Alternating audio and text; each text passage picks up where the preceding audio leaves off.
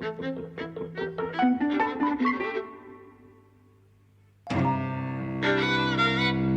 and welcome to Eavesdropping at the Movies. I'm Mike. And I'm José. And we're joined by another Canadian today. It's a 2/3 Canadian podcast. Which is why I'm wearing my Canadian t-shirt. All right, okay, so 3/4 then. Yeah, we're 3/3 Canadian. We're joined by Celia. Hello, Celia. Hi everybody. Nice to have you with us. Celia was with us when we talked about First Reformed. Yeah.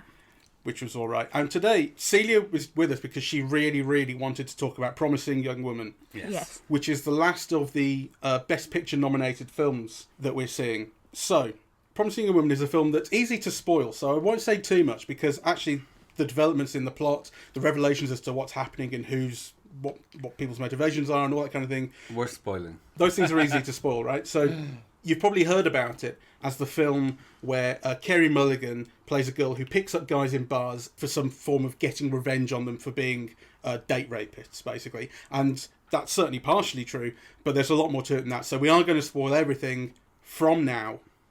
You've had your spoiler warning. Celia, what was your interest in this film? Why did you want to talk about it so much? It really grabbed me at first, particularly like the trailer for it, because I thought, wow, this is like the kind of movie that Quentin Tarantino really should be making. Like, if he was intelligent and also not a misogynist, you would get this, and it would actually be like really satisfying and sort of soul feeding for his women viewers if he made that kind of a film. So I don't know. Did that pan out for you? Yeah. I really enjoyed it a lot. I think as well. The other thing about it that I kind of instantly felt a connection to, even before watching it, but from seeing the trailer, I was like thinking, oh, here are women who are getting revenge and doing sort of horrific violence and that kind of thing, but in a way that's recognizable to me as a woman. So it's not like the Wonder Woman thing of, oh, here's a big hairy man and I'm gonna just kick his ass. It's like, oh, I have this Byzantine like mental game planned, and at the end it's gonna be just like total annihilation, and I won't have actually beat anybody up. And it's that surprised me. I think I assumed that she would murder people. Yeah. That was just the impression I had from, I don't know, the press or the trailers or something. And she doesn't, right? She uses craft and cunning, but she makes points to people and then doesn't hurt them, which I thought was interesting. Yeah. How did you find it, Jose? I mean, to be honest, I found the film excruciating. And I'm really glad, that you're here to talk it over with us because, I think everything I could say could be taken as really misogynist. And, I hope it's not, because I can really see where the film is coming from. And I think it's really, it's kind of an important theme to make a film on. And it's important that a woman make this film. So all of those things are fine. But it felt to me so much like a thesis. You could see all the arguments coming, right? And they came, right? And I thought it was really like a message film through and through with some elements that I liked. Like, I liked the girliness of it and the use of color, right? It often had like a lot of pink and mauve and, and it did kind of, I suppose, cutesy things of the decor. And, I thought I really liked that. I love the use of the music, throughout. I love the Paris Hilton bit, But I thought it was almost like every scene in the film was an illustration of a Me Too point. Yeah. I don't disagree, but I do think that so we have these like other films that do that, and they do it maybe in a way that's less successful or less true, I guess. So like I know people always make this point about, oh well, Michael Moore, he's not making a straight up documentary, he's got a point to make, and it's like, well yeah, like I mean I think it didn't really bother me as much. But Michael Moore is a documentarian though, I mean. Yeah, but I think like I don't think that a thesis film bothers me necessarily so much, just because like I think it's really quite rare to see a woman on screen who you recognize, where you're like, yeah, I get this. I get this this point of view, this response to incident, something that's happened to you, this plan that's been put into place, and just the way that it works. I think that oftentimes what you end up seeing, particularly in like an action film or in a revenge film or something like that, is a dude who's dressed up in a woman's skin, kind of. So like to see something where it's like, oh yeah, like I totally get that, I would do that too. Makes sense. I think I might fall sort of somewhere between the two of you, because I did see it as a series of arguments, but I think it managed to do things with them that were kind of cinematically effective, if you like. So the one that was really, really key to me was when she's speaking to the dean of the medical school that she used to go to, where this rape happened, this gang rape, and she's getting revenge for it. And she goes to see the dean, and you see her pick up her daughter, as you subsequently find out, and she says, your daughter's, I've dropped her off 3 hours ago with a bunch of guys in the same room, and, you know, so the argument is, you excuse this behaviour, boys will be boys, until it happens to your daughter. And the conversation is written as, I've seen this conversation on Twitter, you know, like I've seen the series of arguments, I've seen the discourse line for line, and I thought, God, what are they doing with it? And then what happened was, like I say, it turned into this dramatic moment where she turns it onto the dean, right? She turns it into revenge. And actually what the ultimate thing is that, you know, I wouldn't do that, I haven't hurt her, I've just dropped her off in a restaurant, you can go and pick her up. But I think, like, that's maybe not necessarily the point of that, right? Like, so they're saying, oh, well, we have to give these boys the benefit of the doubt, fine young men, we don't want to ruin their futures based on hearsay, blah, blah, blah, blah. And then when it comes down to it, she's not saying, oh, I've set her up to be assaulted in this situation, but the woman is panicking because she's not thinking the best of this room full of frat guys, right? She's thinking, oh no, the only outcome of this is bad. Yes. Yeah. So, in fact, we have to give them the benefit of the doubt, except it's my daughter. know, right? Like, Yeah. But also, like, we can't do that. Like, we know already what's going to happen. Like, why are we according this courtesy to people who have proven by their behavior that there is no doubt anymore, really? You know what I mean? Like, I think, to me, it was much more about that. Like, there is no doubt. So why are we affording people the benefit of it? You're right, that's where the power of that scene is. So, because I kind of slightly muddle it, because the discussion that, like I say, to me read like a Twitter debate, happened before the reveal of, I've set up your girl to be raped by these 6 guys. It's the discussion before that I found kind of pretty stale, right? And like and undramatic. Like it was just, as you say, kind of rehearsing these discourses, these lines that we've heard before. And then when it's turned into, okay, well, same thing's going to happen to your daughter. Do you have the benefit of the doubt now? When she does that, that is what reveals that this woman knows exactly what she was ignoring the whole time, and so on. And then everyone actually knows what they're ignoring the whole time when it's turned on to them. That's what I liked about that scene, because it made this dramatic moment out of it, and made this dramatic point out of it. If I can interject a little bit, because, I mean, I agree with both of you, and I think that the scene does more than that. I still think it's not very good, and that it is by the numbers, but it's a bit more complex, I think, than you're giving it credit. Because I think the Connie Britton character, I think she had genuinely forgotten about this woman before. I think, seeing her daughter in the situation reveals the ideology at work, that actually she knows exactly what boys are capable of. She's a woman, right? But she somehow managed in her own mind to ignore it in relation to other women, right? And this thing about the boys being young and their future, well, the other thing that's going on is, well, here are these women, these young women who had their future ruined and who nobody gave a fuck about their future, right? So there is kind of... I think the film kind of really hits that home towards the end, where she's like, oh, it's 2 women. I mean, you're a doctor now, but it's 2 women who aren't doctors. Yes. Who are really good, who are better than you. Yes. So, what we've lost. And I think that I don't know that that's been as central to the discussion of Me Too as maybe some of the other things about it, but that to me is just the sort of the biggest part of it, right? Where you think, wow, like, all these people who haven't done stuff, haven't made films, haven't progressed in the sciences, don't have tenure track jobs in academia, don't this, don't that, whatever. And you just think, like, what a colossal waste. Like, it's very frustrating, actually, to think about that. And so I like that when the film comes to sort of climactic scene, that is, like, very central to the point that's being made. Because I think like, there's a way in which, like, a lot of this stuff is very performative, and we stand with the women and blah, blah, blah, blah, but we're not gonna help them, recoup lost time, lost talent, loss of opportunity, like any of that stuff.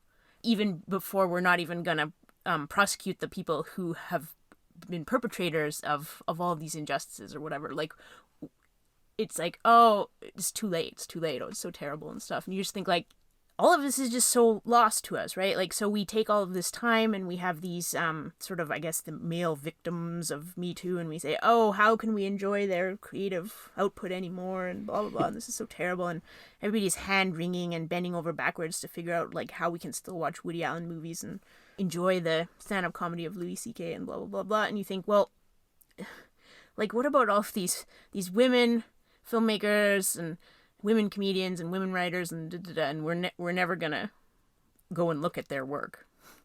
They never even got a chance to make any work, some of them. So I'm glad that even if it may be by the numbers and didactic and whatever, that is a point that is made here quite strongly, and that's the central point. And I think that's the only, you would maybe only get that from a woman making a film, because she's probably been through a lot of challenges that male filmmakers have never. Well, like I said, it's made, at least from that moment with Connie Britton, because I thought of it.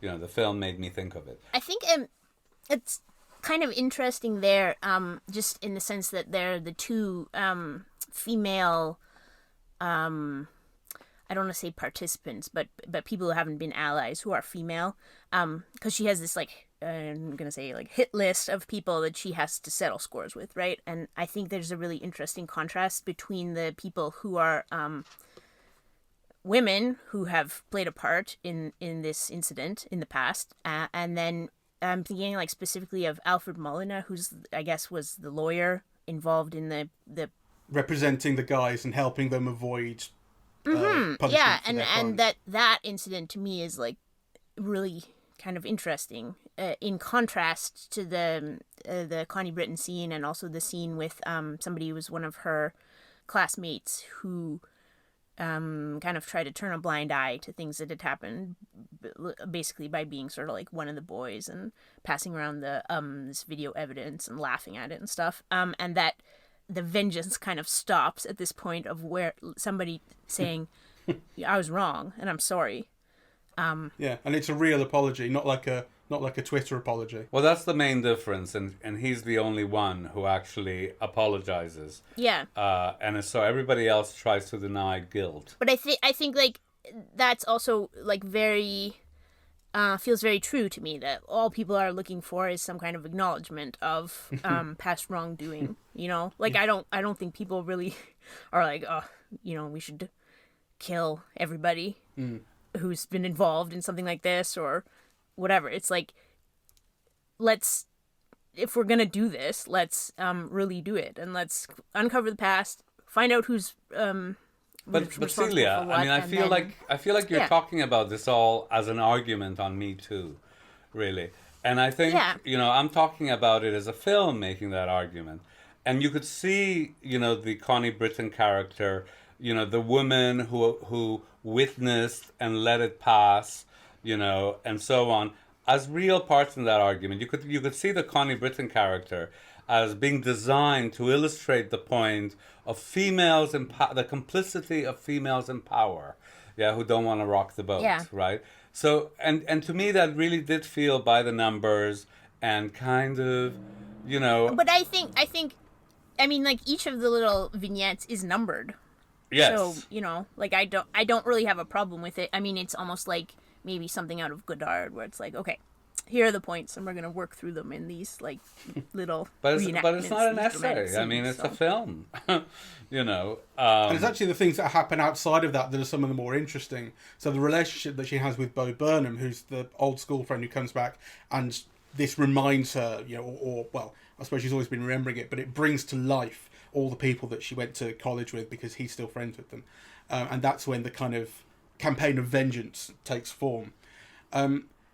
They go on a date together, and it is a real date, and they develop a real relationship, and that's part of the thing of finding out that, the drama is that she finds out he was complicit as everyone else was. And on the first date, it's gone really well, and then he accidentally takes her by his apartment. Oh, do you want to come upstairs for a drink? Oh, blah, blah, blah. And she rejects it immediately. She's like, you're the same as all the fucking other people. And when they see each other next, the one thing that I conspicuously noticed was absent was an apology from him. Like, he might be nice, as he puts it. He's very keen to be seen as nice. And he is nice in so many respects.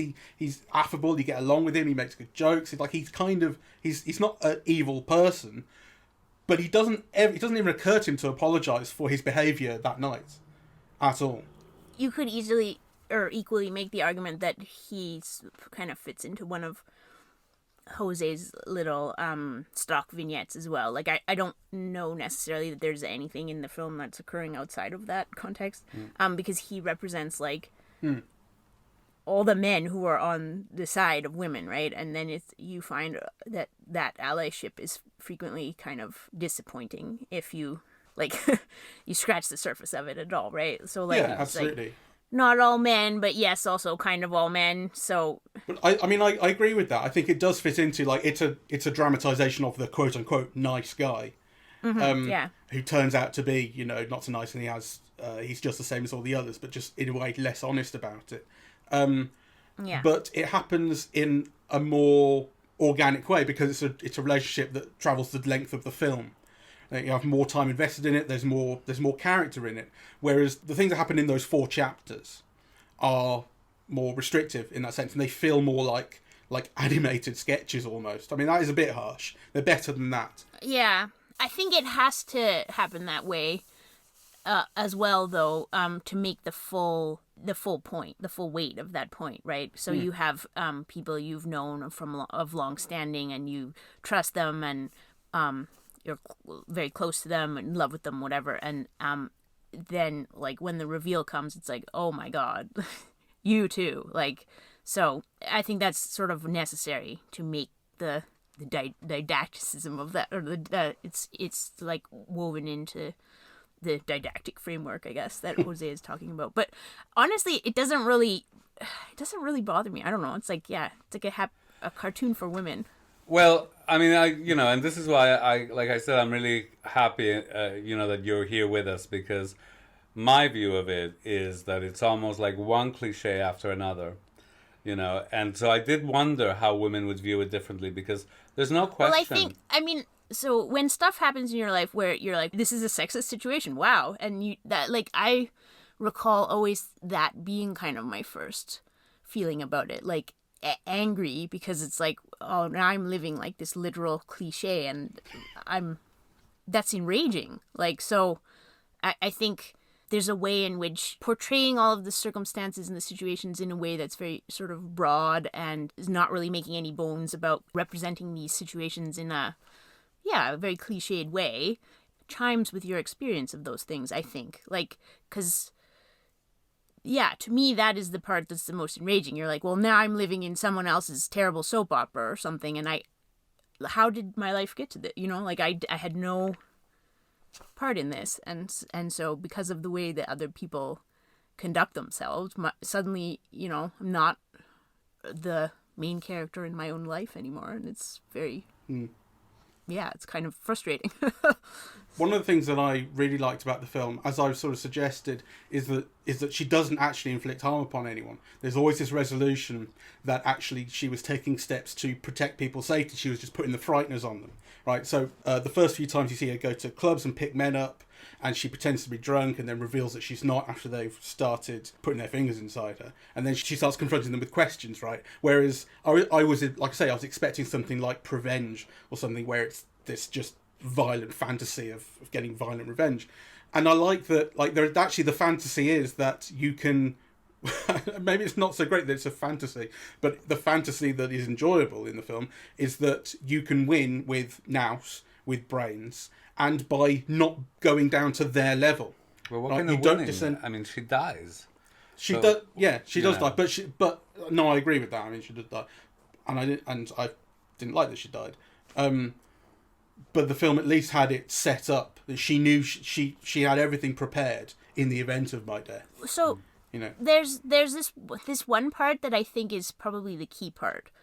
And it's the moment when she's coming out of one of these clubs or whatever with her pickup, and it's the guy in the fedora, who I know as Richard Splett from Veep. So anybody who likes Veep will be like, Richard Splett, how dare you? But anyway, so she's saying to him, you know, like, it's not just me. I'm not the only person out here doing this.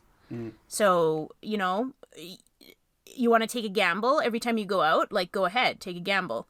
And he's like, oh my God, why do you have to ruin everything? And you just think, the really important thing about that is that is like women's lived experience. So you can go out and you can meet men or whatever, and you are taking a gamble, actually, every time, because not all men, but there's some in this city that, is this one of the good ones? Is this one of the bad ones?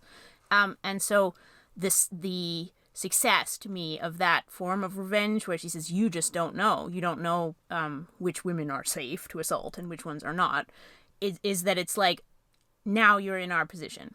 So now feel what we feel, right? Like it's like an exercise in sort of forced empathy. It's so interesting that that's what you're getting out of that scene, because I think that's what you're meant to get. But if you remember the scene, you know, there's a lot more going on, right? She sees the guy she's really into walk by, who's seen her looking like a hooker, you know, going out with this black guy, right?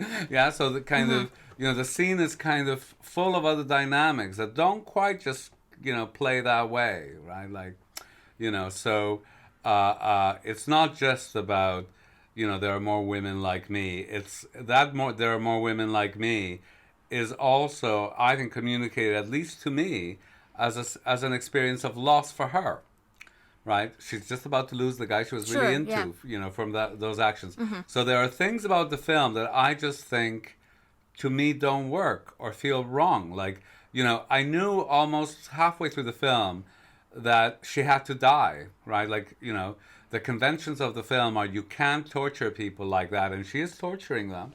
Yeah, this revenge thing is a torture on these people, right? And so in life, you can be a guy and do that and get away with it. In a movie, you know, and especially if you're a woman, you've got to pay the price. So I knew she was going to die. The question was... I feel like in life, if you're a woman, you have to pay the price as well. I mean, 'cause it's funny that you would say, oh, well, she's torturing these people, right? Because what has she really done?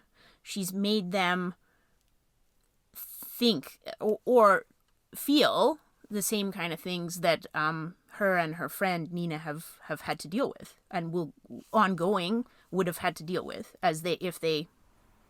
Oh, come on, Celia. I mean, both you know, still all right, right? Let's take moments here, right?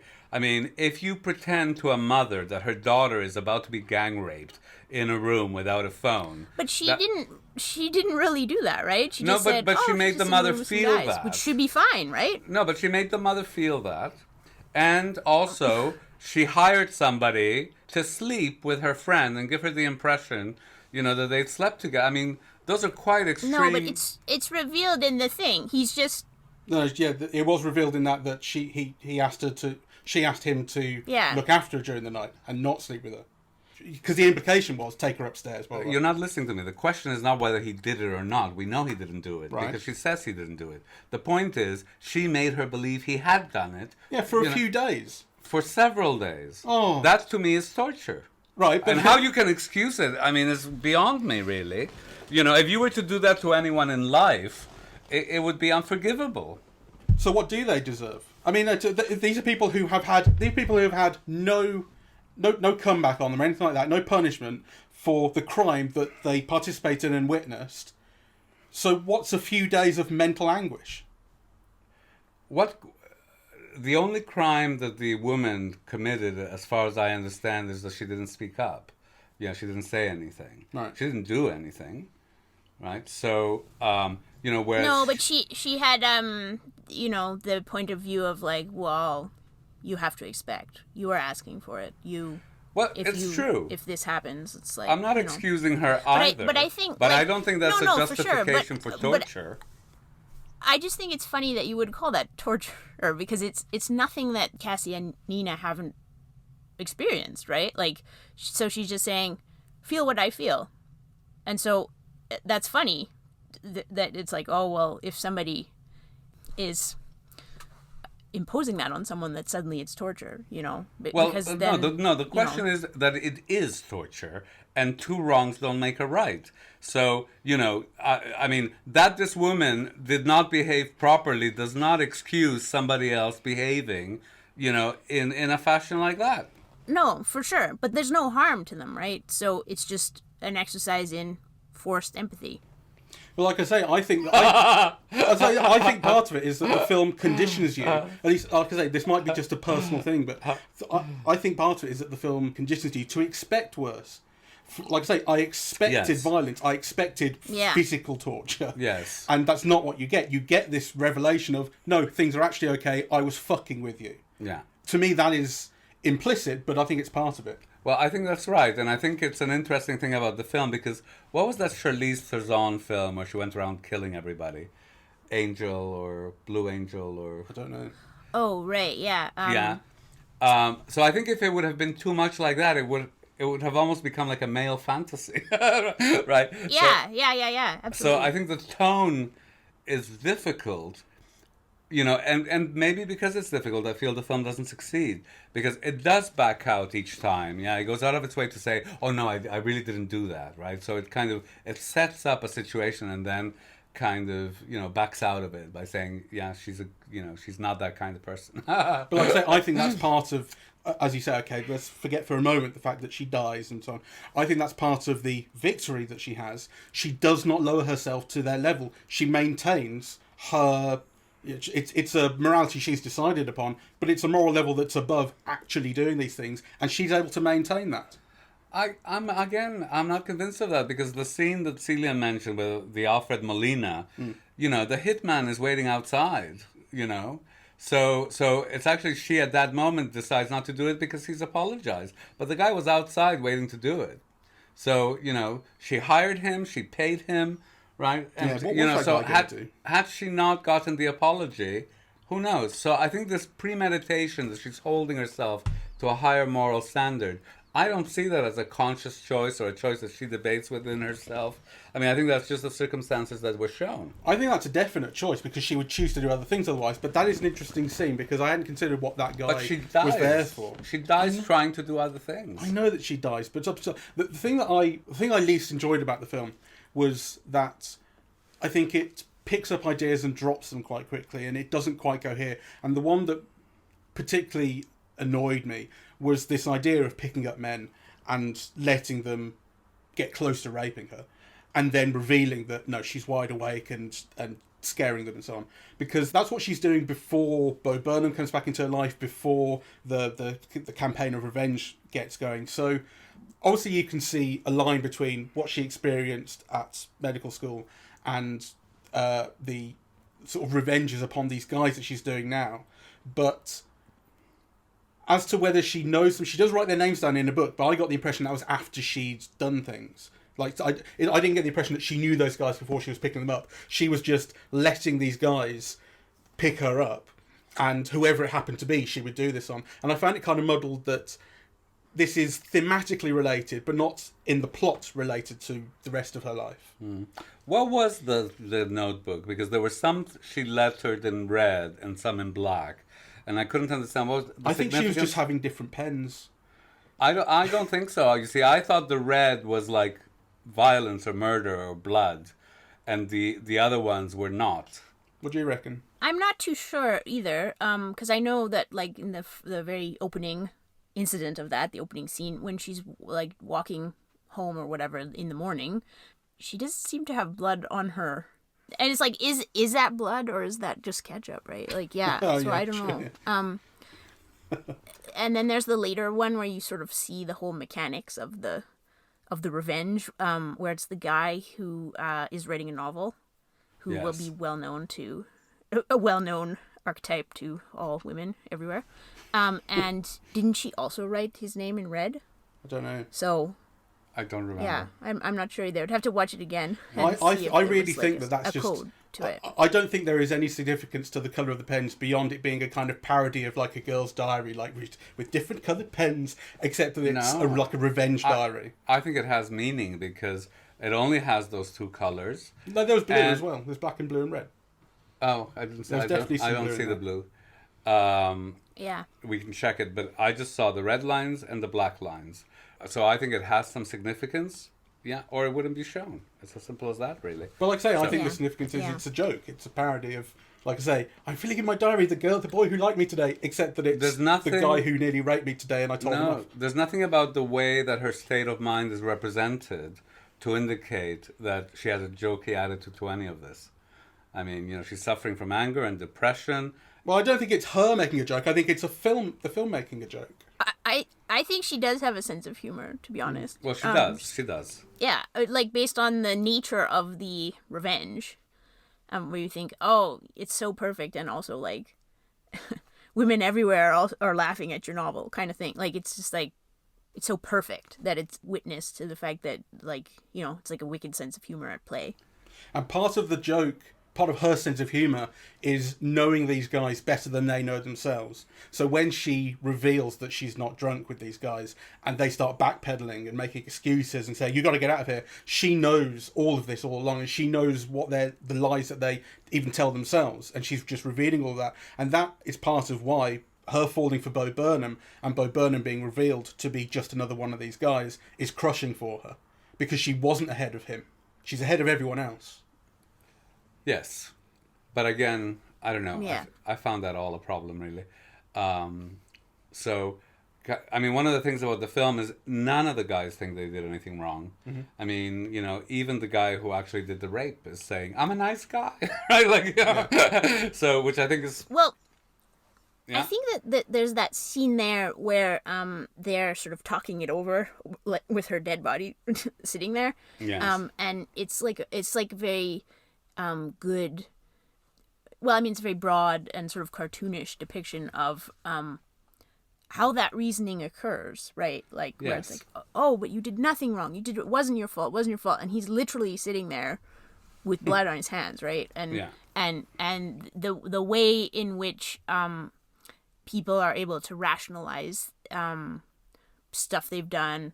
I'm a promising young man and I'm going to be a doctor and I'm going to marry a bikini model and all this kind of stuff. And therefore the consequences of this can't derail any of that because I deserve those things. And and I think that like, I like to see that scene just because it's what you imagine happening in the case of like all these people defending these indefensible actions to themselves, much as anything, right? Because I think like a lot of these Me Too men really do believe they're innocent. So that scene occurred to me not so much as a rationalization of what had happened, but a knowing sort of setting the story the way we want it. Because no one else in that room, no one else has to know what happened in that room, or they can tell the story the way they want it. So when he's sitting there telling his friend, "You did nothing wrong," or if that was like, I can't remember exactly what the line was, but it's along those lines, isn't it? And when he's saying that, it's not in the belief that he did nothing wrong at that point. It's in like setting up the line that we're going to take for the rest of our lives, that you did nothing wrong here. And then they will come to believe that. But at that time, they know that something fucked up has happened. They just have to get the line right then. Yes. I mean, I thought all of that was like so, like cliched and broad and hammer you in the head with the point. What's wrong with that though? See, I was thinking this. I know I'm sorry to interrupt. I was thinking while I was watching the film, this is pretty on the nose. And then I kind of thought, well, what's wrong with being on the nose though sometimes? Like, actually, the broadness of it, there's a confidence in the broadness. It's like just fucking saying it. I didn't mind. I did. Well, the other thing is, I mean, it's a revenge film, right? So a little bit of broadness is probably good in that context. Like, well, all of those things are a problem because if it is a revenge film, then you want a kind of a triumphal ending, whereas actually you end up with a corpse. The revenge happens at the expense of her death, of her life. I thought it was quite good, actually, just in the sense that, like, she had all of this stuff planned for afterwards, and so it's like the ultimate revenge in the sense of, like, everyone tells their lies, and they say, okay, well, all that's over with, and now we're going to go off and live our lives as the promising young men that we are, and it'll be fine because we all have this accepted thing, and the one witness can't talk about it, and so everything is fine. And so then as they move into that sort of ease with everything, that's when it hits, right? That she has all of this evidence, and the police are coming and whatever, and you just think, like, yeah, that's good. That's the ultimate revenge. They have that moment of saying, oh, we got away with it again, but we didn't do anything wrong, so it's fine, and nobody's going to talk about it anymore anyway, and they're all going to forget about it. And it's like, no.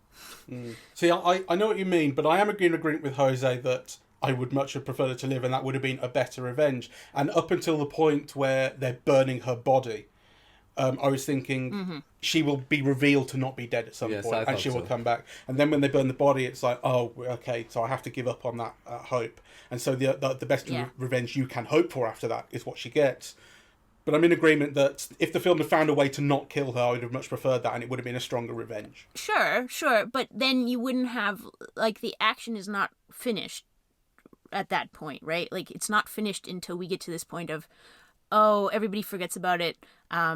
The men move on and become doctors and husbands to bikini models and stuff, and everything is fine because it was such a long time ago, right?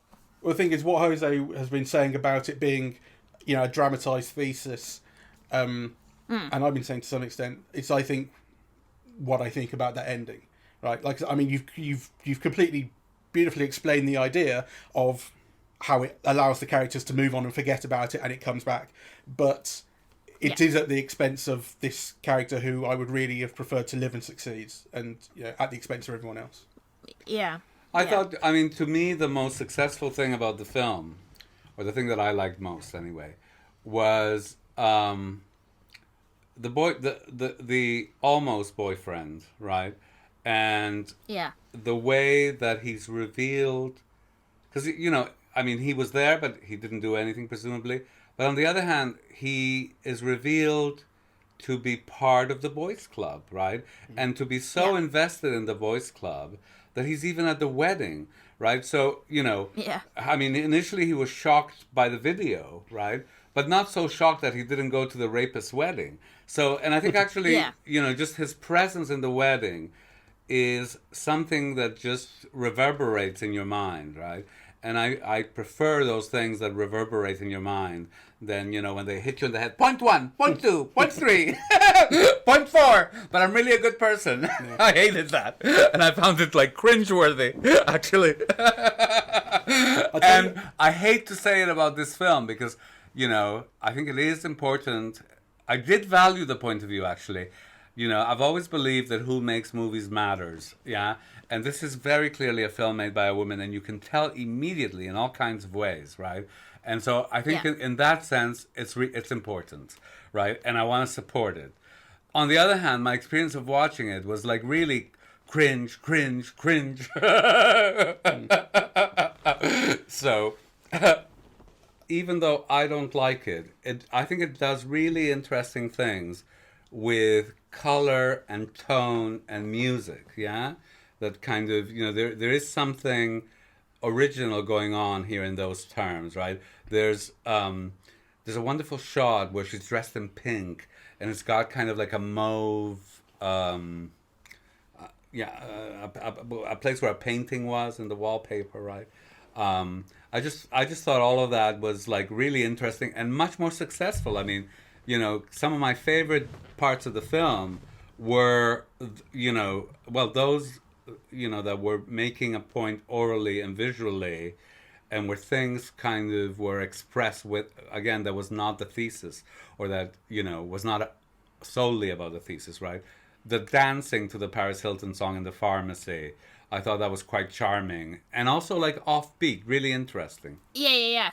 Well, I think like especially like with the Paris, and then there was Britney Spears was in there as well and stuff. Like there's sort of a narrative to all of the songs as well too, right? Like so it's like women who have been done wrong, women artists, because like I know this year has kind of been the year where we've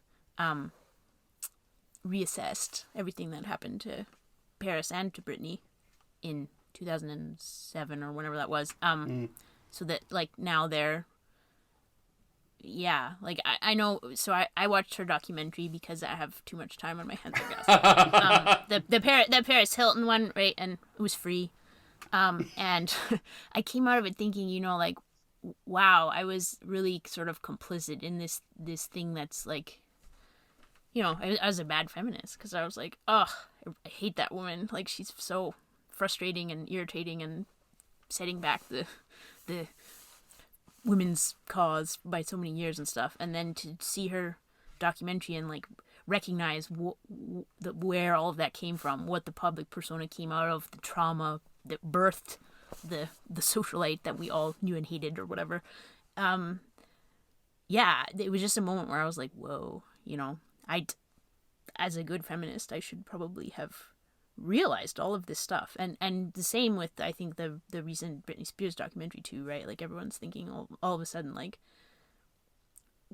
how did we go so wrong? Like, so I think, actually, if you want to talk about stuff that's really in your face, I think the music probably is, in that way, quite on the nose as well.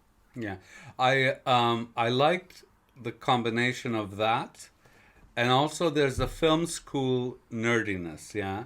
You know, the quotation of L'Âge d'Or. I don't know if you recognize the music, yeah, from L'Âge d'Or. Yeah. Yeah, the scene where, you know, the guy's sucking the toes in L'Âge d'Or is, you know, the music is then kind of used very interestingly in the film. And the We poster... had some Rodgers and Hammerstein as well. Yes, from Carousel, I think. Yeah. And also there was Panique, the Julien Duvivier film. You know, the nerdy David Foster Wallace loving guy had a big poster of Panique. And then... Yeah, I did kind of think about that. It's like, I don't know if you guys know that Twitter. It's like Stuff Guys in my MFA site or whatever. And it's a place for women to like anonymously put their like gems of mansplaining and stuff like that. But like anytime there's a guy in a movie and he's got like movie posters on his wall and stuff, you're like, yeah, I know that guy. I don't know. I wondered if that was like a treat for some. I think it probably is. Maybe for the female critics. I don't know. Anyway. There was also the quotation of the Robert Mitchum, what's the Charles Lawton film? Night of the Hunter. Yeah.